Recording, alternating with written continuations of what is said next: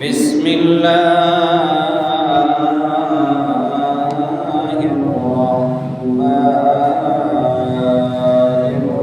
الرحيم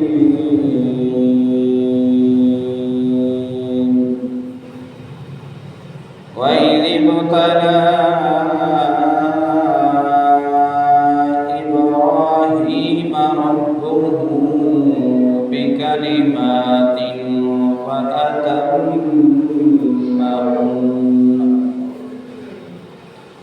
قال إني جاعلك للناس إماما قال فمن ذريتي قال لا ينال عهد الظالمين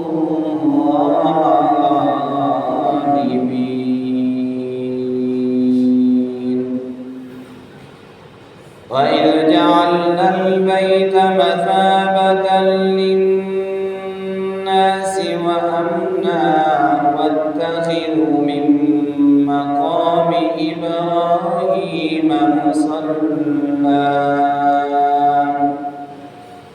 وعهدنا إلى إبراهيم وإسماعيل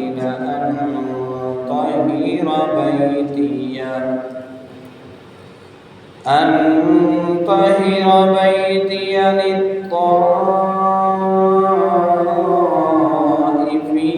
والعاكفين والركع السجود سبحانك لا علم لنا إلا ما علمتنا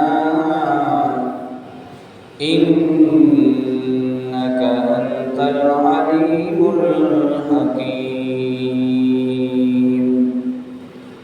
اللهم لا علم لنا إلا ما علمتنا إنك أنت العليم الحكيم رب زدني علما رب زدني علما وقل رب زدني علما رب اشرح لي صدري ويسر لي أمري واحلل عقدة من لساني يفقهوا قولي وقال الله تبارك وتعالى في شان حبيبه إن الله وملائكته يصلون على النبي يا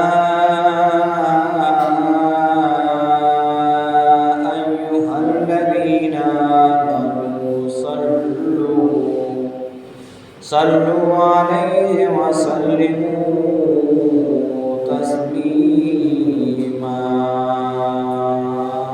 اللهم صل على سيدنا ومولانا محمد وعلى آل سيدنا ومولانا محمد وبارك وسلم اللهم صل على محمد بعدد كل داء ودواء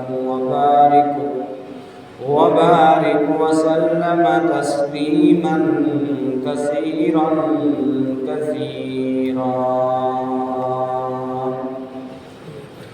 بلغ العلا بكماله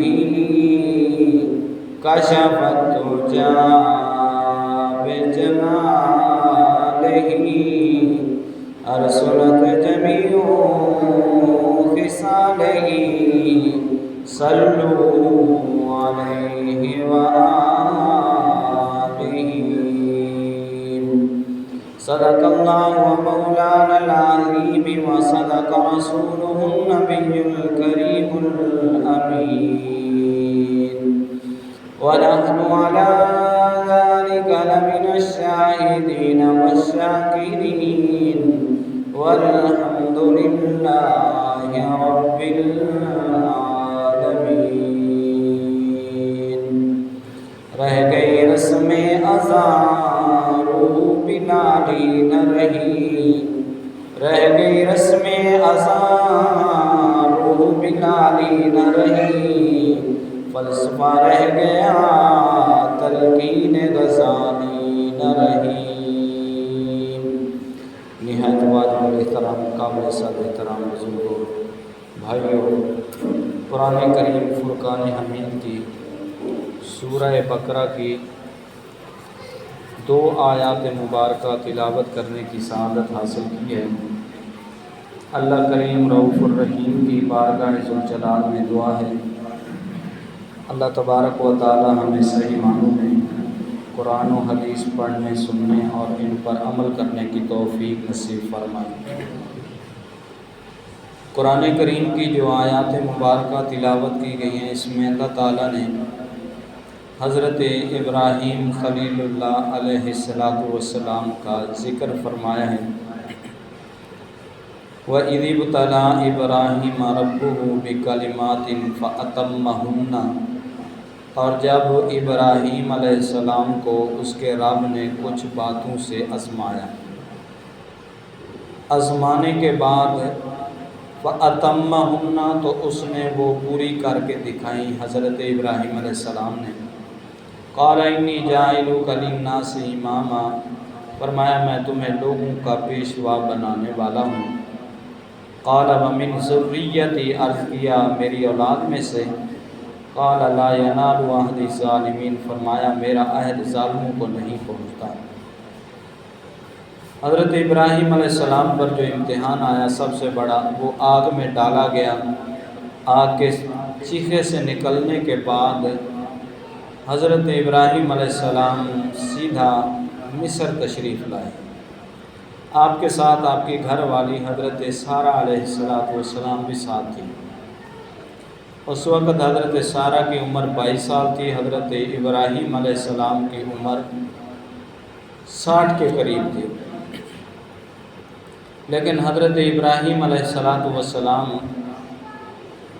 اللہ تبارک و تعالی سے یہ دعا کیا کرتے تھے کہ یا اللہ مجھے نیک صالح اولاد عطا فرما. رب ہب لی من الصالحین.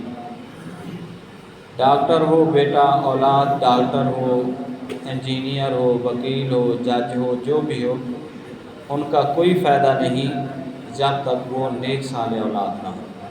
قرآن کریم کہتا ہے کہ جب بھی اللہ سے دعا مانگو تو نیک صالح اولاد کی دعا مانگو. رب ہب لی من الصالحین. ابراہیم علیہ السلام مصر جب تشریف لے آتے ہیں تو وہاں کا جو بادشاہ تھا وہ ہر عورت کے ساتھ زنا بالجبر کرتا تھا، زبردستی زنا کیا کرتا تھا.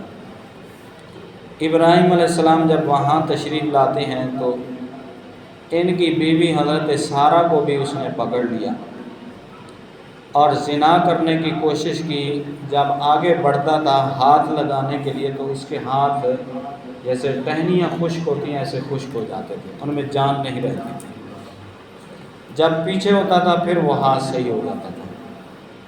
3 مرتبہ اس نے ایسے کیا، پکڑنے کی کوشش کی حضرت سارہ کو تو اس کے جسم میں جان نہ رہی، ہاتھ جو ہے چھل ہو گئے. پھر اس نے اپنا جو ہے گناہ کا ارادہ بدل لیا. تحفتاً حضرت ابراہیم علیہ السلام کو ایک لونڈی عطا کی جس کا نام حضرت ہاجرہ تھا. حضرت ہاجرہ و حضرت سارہ کو حضرت ابراہیم علیہ السلام لے کر بیت المقدس فلسطین میں تشریف لے آئے، کیونکہ تمام انبیاء کا قبلہ بیت المقدس تھا اور حضرت ابراہیم علیہ السلام کو حکم بھی وہی تھا کہ لوگوں کو میری وحدانیت کے بارے میں بتاؤ. آپ جب وہاں تشریف لاتے ہیں تو تو اللہ تعالیٰ نے حضرت حاجرہ علیہ السلام کے ہاں امید پیدا کر دی۔ اس وقت آپ کی عمر 72 سال ہو چکی تھی۔ اللہ نے بیٹا عطا کیا، حضرت ابراہیم علیہ السلام نے اس بیٹے کا نام اسماعیل رکھا، اور بیٹا پیدا ہوتا ہے چند دنوں کے بعد اللہ پاک نے حکم دیا کہ اپنی گھر والی حضرت حاجرہ اور بیٹا اسماعیل اور تم یہاں سے تشریف لے جاؤ ایک ایسی جگہ، وہ جگہ آپ کو حضرت جبرائیل علیہ السلام دکھا کے لائیں گے۔ آپ وہاں سے چلتے ہیں 4 آدمی، آپ کی گھر والی حضرت اسماعیل علیہ السلام، حضرت ابراہیم علیہ السلام اور حضرت جبرائیل علیہ السلام۔ مہینہ لگا ان کو آتے آتے جہاں آج بیت اللہ شریف ہے۔ یہاں آ کر صفا مروہ جو پہاڑی ہے، اس کے چاروں طرف جبل نور چاروں طرف سے پہاڑوں نے گھیرا ہوا تھا، اور درمیان میں ان کو چھوڑنے کا حکم تھا۔ حضرت ابراہیم علیہ السلام کو جب جبرائیل علیہ السلام نے کہا یہ وہ جگہ ہے جہاں اللہ نے حکم دیا ہے ان کو چھوڑ کے واپس آپ نے ابراہیم علیہ السلام کو ساتھ لینا ہے اور بیت المقدس آ جانا ہے۔ جب آپ نے وہاں اپنی گھر والی کو چھوڑا، اور بچہ چند دنوں کا ہے جی، پہلا امتحان آگ والا، وہ کامیابی حاصل کرنے کے بعد یہ بڑا امتحان تھا کہ والدہ کو اور بچے کو تنہا پہاڑوں کے اندھیرے میں، نہ کوئی پانی کا ذرہ ہے، نہ کوئی پرند نظر آتا ہے، نہ کوئی چرند نظر آتا ہے، چھوڑ کے واپس آ جانا۔ آپ جب واپس آنے لگے تو حضرت حاجرہ نے آپ کے ایسے بازو کو پکڑا، ابراہیم کیا ہوا تمہیں، تم ہمیں چھوڑ کے جا رہے؟ تو آپ خاموش رہے، رنجیدہ تھے تھوڑا۔ اللہ نے 72 سال کی عمر میں بیٹا عطا کیا ہے، بیٹا عطا کرنے کے بعد یہ حکم ہے کہ ان کو تنہا چھوڑ دو، اور دل میں رنج غم بسا ہوا ہے، آنکھوں میں نمی ہے۔ ابراہیم علیہ السلام نے ایسے آسمان کی طرف دیکھا، حضرت حاجرہ نے سمجھ لیا کہ یہ ابراہیم کو اللہ کا حکم ہے، اور آپ واپس جو ہے تشریف لانے لگے بیت المقدس کی طرف۔ حضرت حاجرہ علیہ السلام ایسے کھڑی دیکھتی رہی۔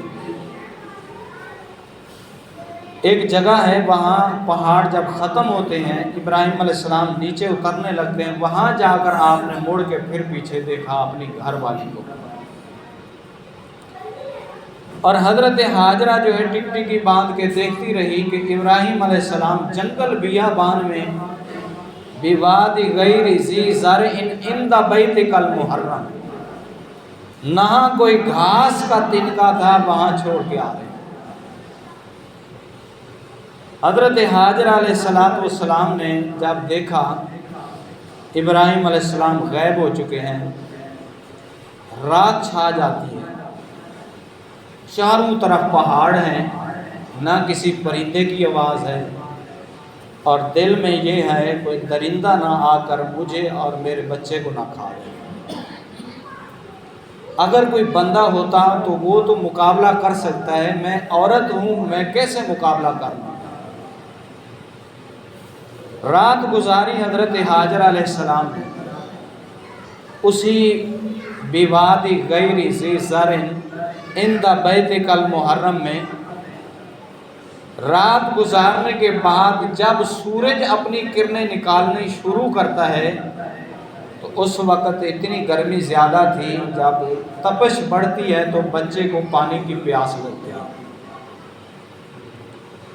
بچے کو جب پانی کی پیاس لگتی ہے، حضرت حاجرہ علیہ السلام نے پانی تلاش کرنے کے لیے سب سے پہلے صفا پہاڑی کے اوپر چڑھ دی۔ وہ پہاڑی پر اس لیے چڑھی کہ میں دیکھوں کہ مجھے کہیں پرندہ نظر آئے، جب پرندہ نظر آئے گا مجھے پتہ چلے گا کہ وہاں پانی ہے، اور میں وہاں جاؤں گی، پانی لے آؤں گی، اپنے بچے کو پلاؤں گی۔ صفا پر چڑھی، وہاں انہیں پرندہ نہیں نظر آیا، دوڑ کے مروہ پہ آتی ہیں اور یہاں آ کر دیکھتی ہیں کہ مجھے پانی یا کوئی پرندہ نظر آئے تو میں اپنے بچے کو پلاؤں۔ صفا سے مروہ، مروہ سے پھر صفا، 7 چکر کاٹے حضرت ہاجرہ علیہ السلام، اور دوڑ دوڑ کے جاتی تھی، بچے کی بھی ٹینشن تھی، بچہ ایڑیاں رگڑ رہا تھا۔ 7 چکر کاٹنے کے بعد جب حضرت ہاجرہ نے اپنے دل کے اندر یہ محسوس کیا اب میرا بھی جینا محال ہے اور میرے بچے کا جینا بھی محال ہے، یہی میں کہہ سکتی ہوں کہ بچے کی جان نکلنے سے پہلے ہاجرہ کی جان نکل جائے، اور بچے کو اٹھانے لگتی ہیں، بچہ ایڑیاں رگڑ رہا ہے، ان ایڑیوں کو رگڑتے رگڑتے اللہ نے وہاں سے چشمہ جاری کر دیا۔ جب وہ چشمہ جاری ہوتا ہے تو حضرت ہاجرہ نے اپنے ایسے بازوؤں کو اس پانی کے ساتھ لپیٹا اور کہا زم زم، عربی میں اس کو کہتے ہیں ٹھہر جا ٹھہر جا۔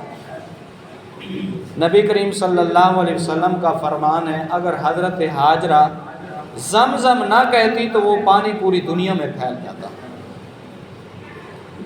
تو وہاں جب چشمہ جاری ہو جاتا ہے، حضرت ہاجرہ نے اپنے بچے کو پانی پلایا، اور جب وہاں چشمہ جاری ہوتا ہے تو پھر کوئی قبیلہ ادھر سے گزرتا ہے، اس نے دیکھا جب چشمہ یہاں جاری ہے کیوں نہ ہم یہاں خیمے لگا لیں اور ان ماں بیٹے کے ساتھ اپنی زندگی گزارنی شروع کر دیں۔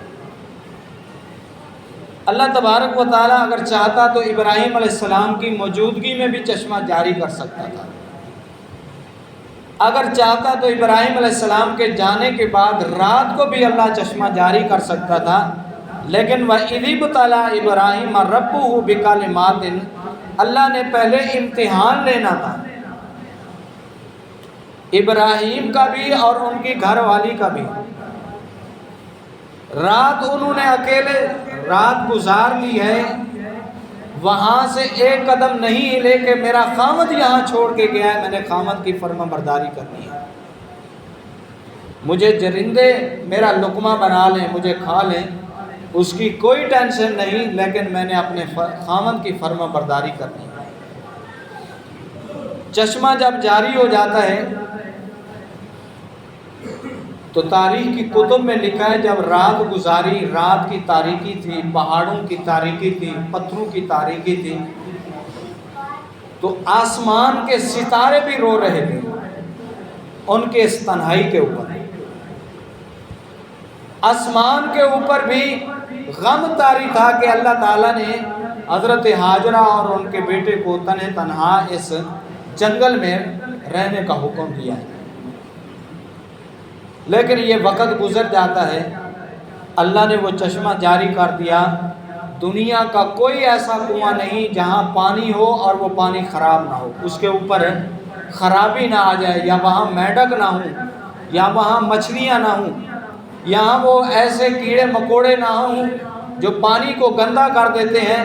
واحد زمزم کا کنواں ہے، نہ وہاں میڈک ہے نہ کوئی گندگی ہے، اللہ نے وہاں ابراہیم علیہ السلام کے بیٹے حضرت اسماعیل علیہ السلام کی ایڑیوں سے وہ چشمہ جب سے جاری کیا ہے، آج تک وہ صاف پانی ہے، اس میں کوئی گندگی نہیں، اور جب وہ نکل رہا ہے وہ چشمہ تو جس طرف بیت اللہ شریف ہے وہاں سے 3 سوراخ ہیں، وہاں سے وہ پانی جو ہے نکلتا ہے اور آج تک وہ جاری ہے۔ نبی کریم صلی اللہ علیہ وسلم نے فرمایا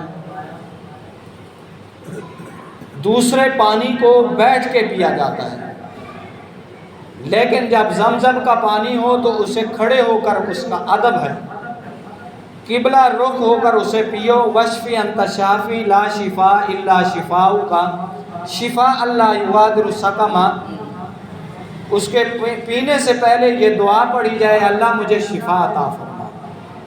ایسی شفا عطا فرما کہ بیماری کا ذرہ باقی نہ رہے۔ فرمایا حدیث پاک میں ہے جو انسان یہ دعا پڑھ کے اس پانی کو پی لیتا ہے اللہ اس کی تمام بیماریوں کو ختم فرما دیتا ہے۔ اور وہ چشمہ جو ہے آج تک جاری ہے۔ ابراہیم علیہ السلام کو حکم ہوا کئی سال کے بعد جاؤ۔ اس وقت حضرت ابراہیم علیہ السلام کے بیٹے اسماعیل کی عمر 8 سال تھی، چلنے پھرنے کے قابل ہو چکے تھے، اور جب وہاں آتے ہیں بیٹے کو دیکھا وہ چل پھر رہا ہے ایسے، تو اللہ تعالیٰ نے حکم دیا پھر ابراہیم علیہ السلام کو رات 3 دن وہاں گزارے۔ حضرت ابراہیم علیہ السلام تینوں دن یہ خواب آتا ہے کہ میں اپنے بیٹے کو اپنے ہاتھوں سے ذبح کر رہا ہوں۔ پہلے دن خواب دیکھا اور کچھ نہ کہا اپنی بیوی کو، دوسرے دن خواب دیکھا، ایسے ہی سارا دن گزر جاتا ہے وہی خیالات خواب والے۔ تیسرے دن جب خواب دیکھا تو نبی کا جو خواب ہوتا ہے یہ بھی وحی ہوتی ہے، یہ بھی اللہ کی طرف سے ہوتا ہے۔ جیسے جبرائیل علیہ السلام نبیوں کے پاس وحی لے کر آتے ہیں، ایسے خواب بھی ان کی وحی ہوتا ہے۔ ابراہیم علیہ السلام نے اپنی گھر والی سے کہا میں نے ایسے خواب دیکھا ہے کہ میں اپنے بیٹے کو اپنے ہاتھوں سے ذبح کر رہا ہوں، تیرا اس بارے میں کیا خیال ہے؟ سورہ صافات میں ہے، حضرت ہاجر علیہ السلام نے فرمایا فَافْعَلْ مَا شِئْتَ، آپ کر گزرو جو آپ کو حکم ہوا۔ یہ اس سے بڑا امتحان، ایک آگ کا امتحان کہ آگ کے چیخے میں ڈالا گیا، پھر اس سے بڑا امتحان یہ آیا کہ فلسطین سے چلے بیت اللہ شریف، ماں اور بیٹے کو الگ چھوڑ دو تنہے تنہا۔ تیسرا امتحان یہ آ گیا کہ ان کے اوپر، بیٹے کے اوپر چھری چلا، اس کو اللہ کی راہ میں قربان کر دو۔ ابراہیم علیہ السلام نے جب یہ کہا اپنی گھر والی کو، گھر والی نے کہا جو حکم ہوا ہے وہ کر گزرو، فرمایا اس کی تیاری کرواؤ۔ تیاری کرانے کے بعد ابراہیم علیہ السلام نے اپنے بیٹے کی انگلی کو پکڑا اور مینا میں لے آیا۔ ذبح تو وہاں بھی کر سکتے تھے لیکن اس لیے وہاں ذبح نہیں کیا کہ کہیں میری گھر والی کو اس کے اوپر رحم نہ آ جائے اور میرے کام میں وہ دخل نہ دے، اس لیے دور تھوڑا لے آئے مینا کے اندر۔ جب آپ مینا میں آ رہے تھے تو راستے میں 3 شیطان کے وہ بت آتے ہیں، وہاں جو ہے پہلے جہاں شیطان کا بت بنا ہوا ہے وہیں پر شیطان نے آ کر کہا ابراہیم علیہ السلام کو، ابراہیم 72 سال کی عمر میں اللہ نے تجھے بیٹا عطا کیا ہے اور اتنی تو نے دعائیں کی ہیں، آج بیٹا عطا کیا ہے تو تو اس کو ذبح کرنے لگا ہے۔ تو آپ نے ایسے جو ہے ایک روڑا جو ہے اٹھایا اور اس کو ایسے مارا، مارنے کے بعد پھر آپ چلے جہاں دوسرے شیطان کا بت ہے، وہاں پھر آ کر شیطان نے یہی کہا، آپ نے پھر جو ہے ایک اٹھایا اور اس کو مارا۔ تیسری جگہ جہاں بنا ہوا ہے وہاں بھی آپ نے اس کو روڑا مارا۔